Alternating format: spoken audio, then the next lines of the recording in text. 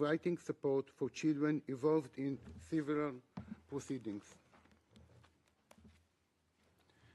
Our government is committed to fostering strong partnership with civil society organizations and of particularly emphasis in the importance of civil society involvement within the United Nations Human Rights Framework. The Ministry of Justice and Education and the Knesset maintain an open dialogue with the Israel Nation Student and Youth Council to set discussion topics. These are just some of the steps that have been taken by Israel for the promotion and the protection of children's rights. Madam Chairperson, our delegation is ready for constructive and productive dialogue. Our focus is on Israel. As professionals, we aim to openly discuss the current situation in Israel with respect to the protection of the rights of the child. I would like to thank you, and I hope that by the end of our two sessions, you will fully recognize Israel's commitment to upholding the highest standards of child protection, even in the face of ongoing terror. Thank you. I'm now going to give the floor to our Country Task Force Coordinator, Mr. Bragi Gudbranson. Madam Chair, Excellencies, Heads of Delegation of Israel, good afternoon to you all and welcome to this dialogue. As you know from our previous concluding observations on Israel, it is the view of this committee that international human rights law and international humanitarian law are applicable in the occupied Palestine territory, namely Gaza, the West Bank, including East Jerusalem. It follows, inter alia, that Israel should act according to the obligations entailed in the Convention on the Rights of the Child and refrain from acts contrary to the Convention and its optional protocols, as the rights of the Convention apply to all children at all times. The Committee's position is based on the fact that the scope of application of international human rights law, such as the Convention on the Rights of the Child, does not only depend on states' territorial limits, but also on the exercise of its jurisdiction or effective control, even outside the state's sovereign territory. This opinion of the Committee is in line with the mainstream opinion of the United Nations and has been elaborated in many resolutions on multiple occasions by various UN bodies, such as the resolutions of the General Assembly, in reports of the Secretary General and the United Nations High Commissioner for Human Rights, by various human rights treaty bodies.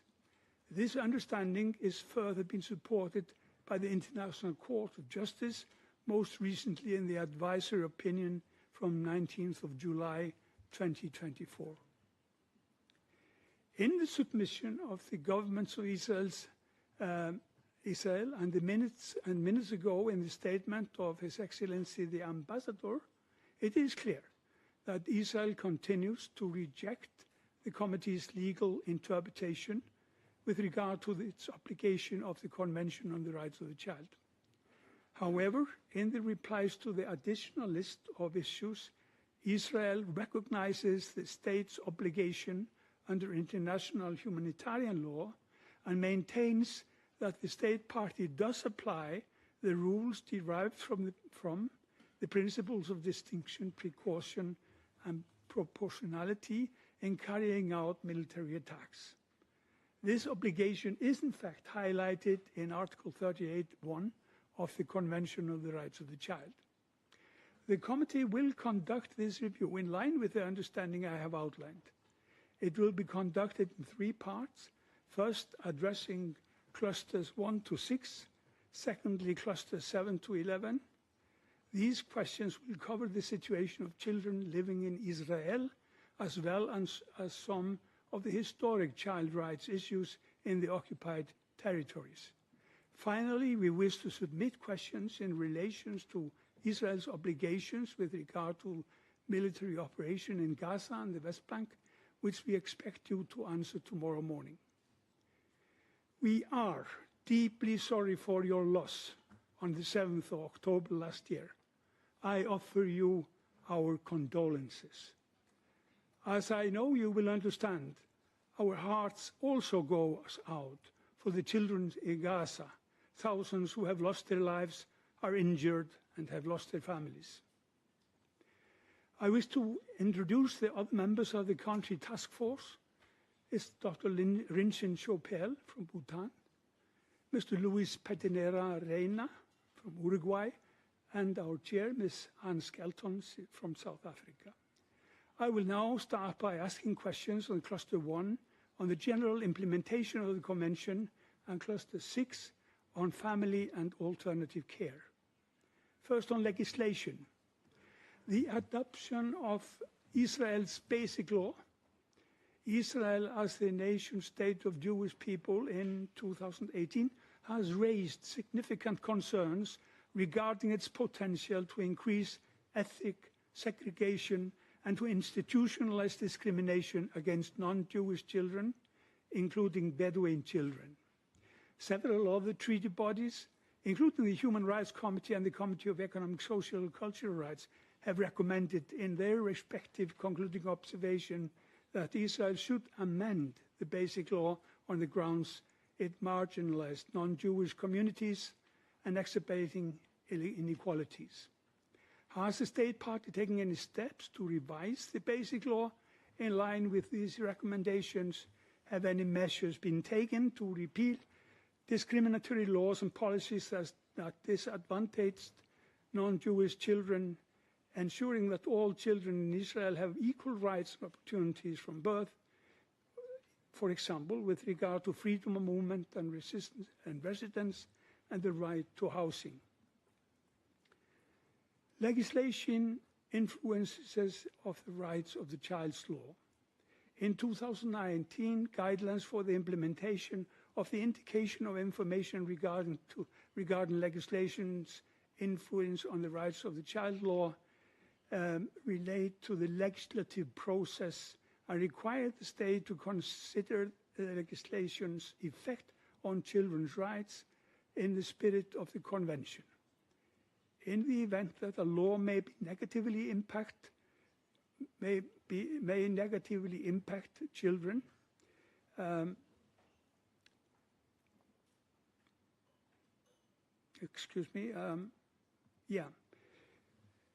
directly or indirectly, the rights of the children, the state is obliged to consider alternatives that will eliminate or mitigate such impact. We welcome this legislation.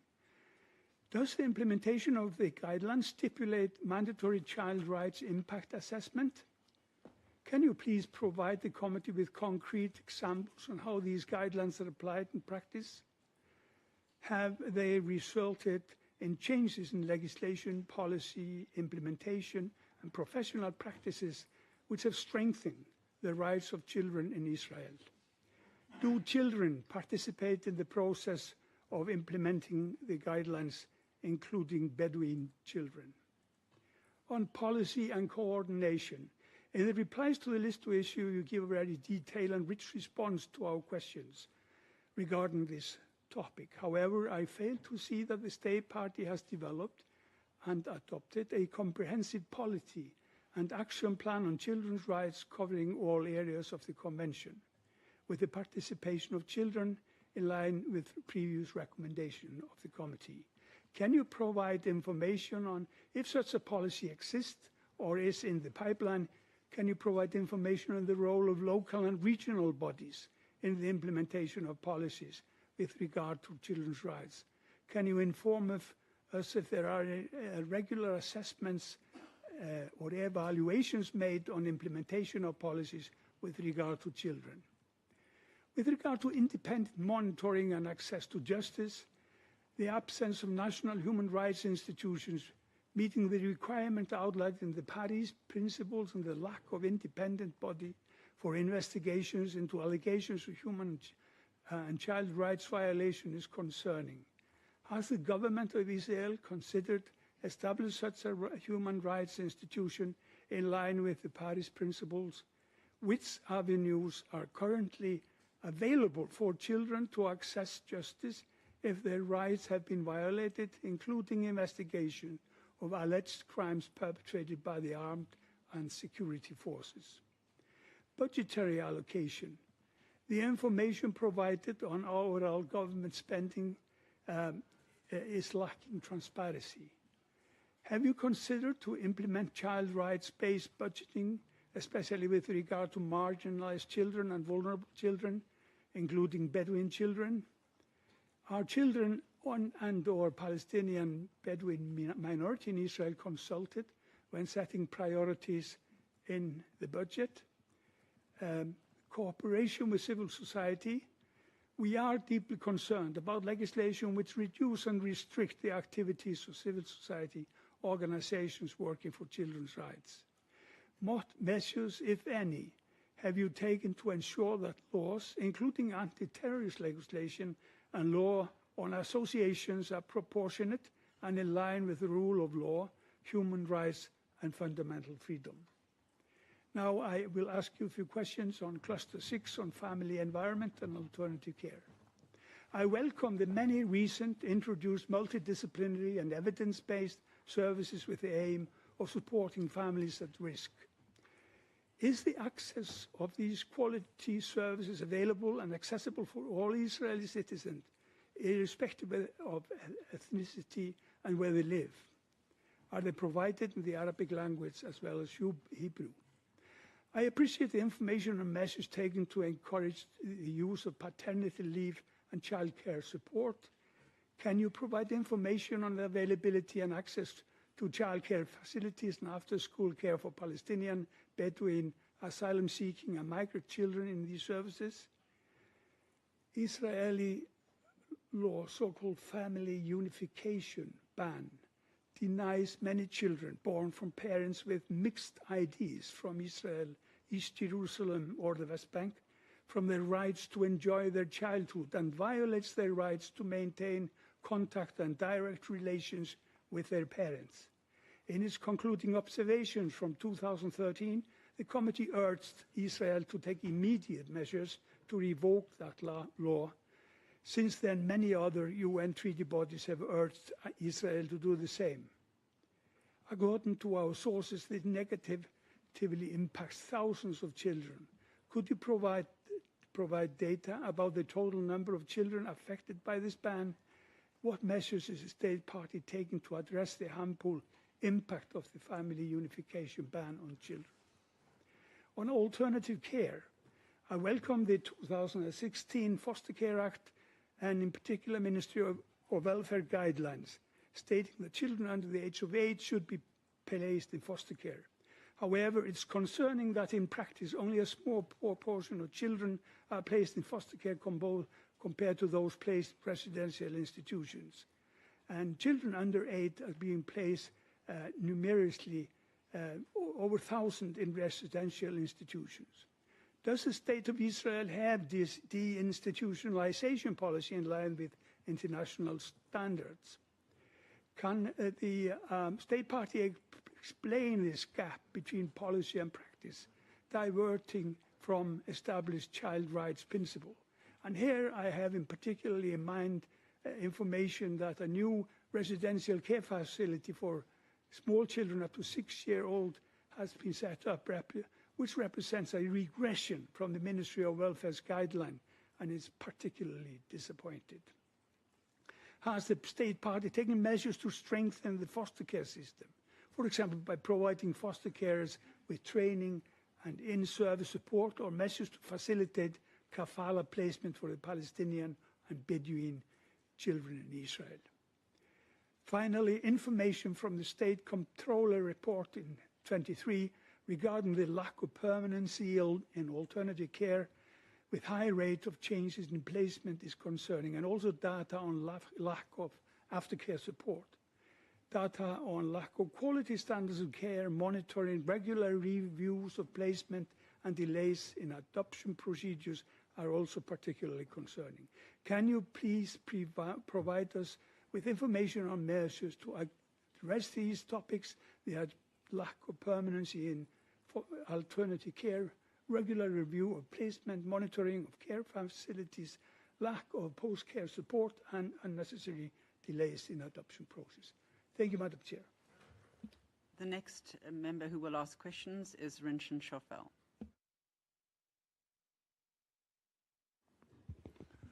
Thank you, Chair. In as much as I'm horrified by the current events, I must also underline that this is a periodic review, and it is critical that our questions build on the gaps and challenges since our last review to enable us in an interactive dialogue to generate dedicated efforts by the state party on improving compliance to the convention and the optional protocols. And I think this is important to be kept in perspective. On the general principles on non-discrimination, I want to acknowledge some of the important amendments to your legislation as mentioned by in your opening remarks, such as the amendment number 3 and 4 of Law 5761 in 2000.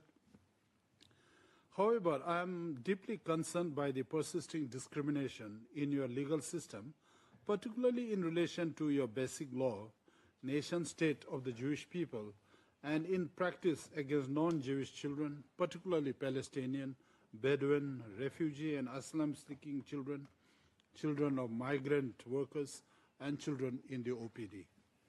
Can you provide us evidence of more concrete steps taken to eliminate the existing discriminatory practices and to combat racist and xenophobic activities and to eliminate discrimination against children in all disadvantaged situations as outlined earlier? Please also highlight steps taken in relation to vulnerability of Palestinian girls to violence committed by both military officers and settlers.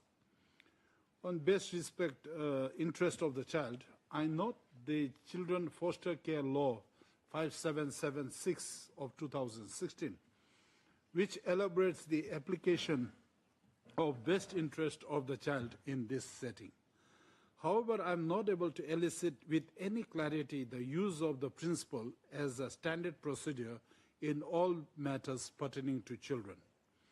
Can you provide evidence on how you ensure the right of the child to have their best interests taken as a primary consideration and how this is consistently interpreted and applied in all its policies and programs, including the legislative, administrative, and judicial proceedings affecting children, as well as in relation to placement in care, adoption, custody, mental health, child justice, and in your military governance of the OPT? On respect for the views of the child, can you enlighten us on measures taken to promote the meaningful and empowered participation of children, all children, within the family, communities, and school settings, and in policy making at the local and national levels? What about procedures and guidelines for relevant professionals on ensuring that proceedings are child-friendly, including child-friendly language, and that due weight is given to the views of children?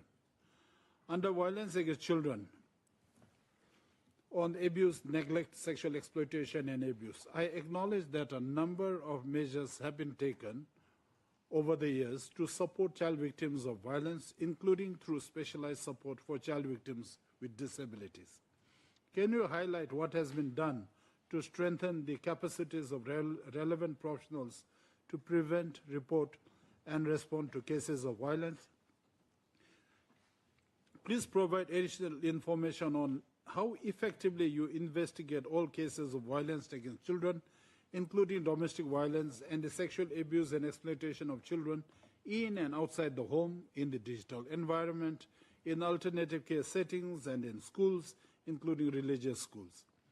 Can you also provide evidence on how you bring perpetrators to justice and what has been done to strengthen the mechanisms of independent monitoring of cases. On corporal punishment, what measures are being adopted to reinforce the prohibition of corporal punishment in all settings and to strengthen awareness-raising campaigns for parents, teachers, and other professionals working with and for children?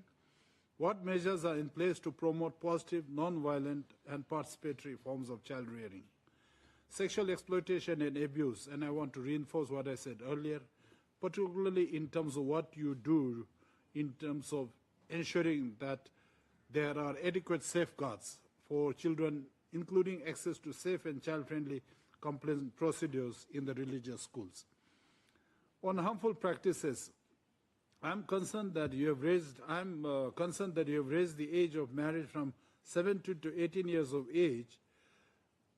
However, marriages above the age of 16 may still be granted by a family matters court.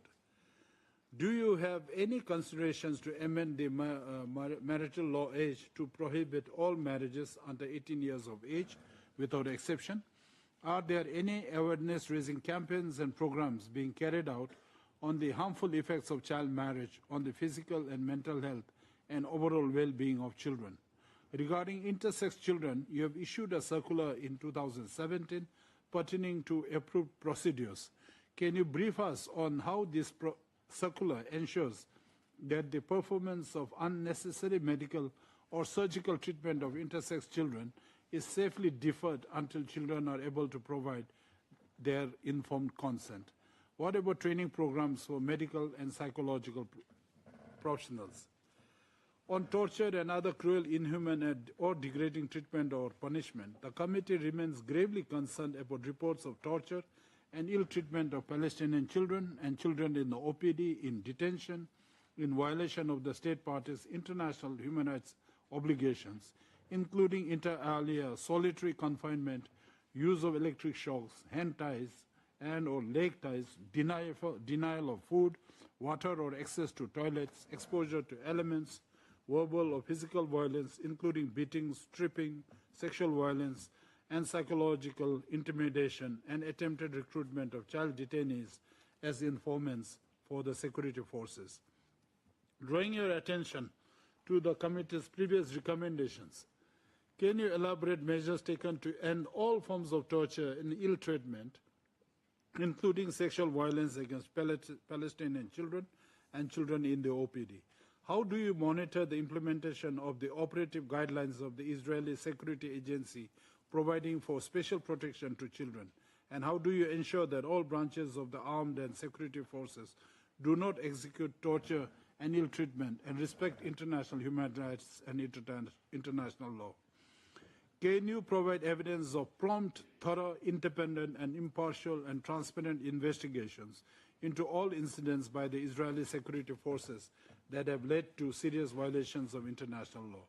On the optional protocol on the sale of children, child prostitution, and child pornography, please provide information on steps taken to ensure that national-level initiatives are in harmony with the optional protocol, and how the penal code ensures protection to all children, all victims, including victims of prostitution, regardless of age, and how they are treated as victims and have access to adequate referral and community-based support services. Finally, on children with disabilities, I want to note with appreciation the measures taken to expand the scope and eligibility criteria for disability benefits. Can you provide further insights into the measures being taken to strengthen support for the social integration and individual development of children with disabilities, including children with autism and development disorders? Thank you, Chair. The next questions will be asked by Luis Pedernera. Gracias. Thank you, Madam Chairperson, and very good afternoon to the delegation. I would like to join my words to those of the coordinator, and I'd also like to, as the delegation has said themselves, have a productive, fruitful dialogue today. And I'd like to address in the first part of my statement civil and political rights. And in this cluster, I will be addressing some issues pertaining to nationality identity registration, preservation of identity, freedom of expression and association.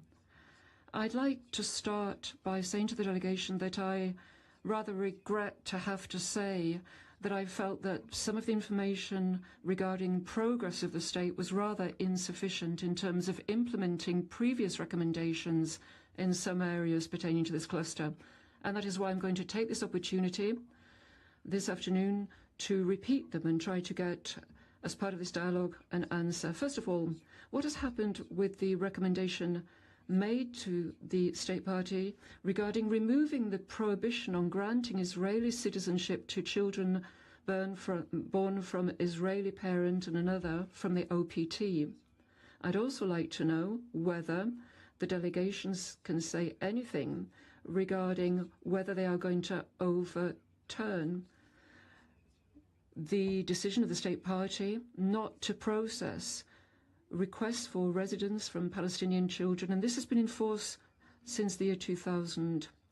Also, the State Party, what have you been doing to address the effects that the arbitrary revocation of residence permits and identity permits of those persons living in East Jerusalem has provoked regarding the unregistered Palestinian children? It means that they're not able to access health services, education, or any other type of social benefit, and it prevents thousands of children from being able to live with their parents. In page 9 of your official report, you provide some important information, and this has to do with some of the recommendations made by the committee itself. And I'd like to ask the delegation whether they can provide us with more detail on these answers. In para 48 and 49, the committee made a recommendation regarding the children of migrants born in the State Party who were only given a handwritten notice which didn't contain the name of the father. They weren't given an official birth registration or entry. There have been apparently judicial actions. Is this something that has changed the situation?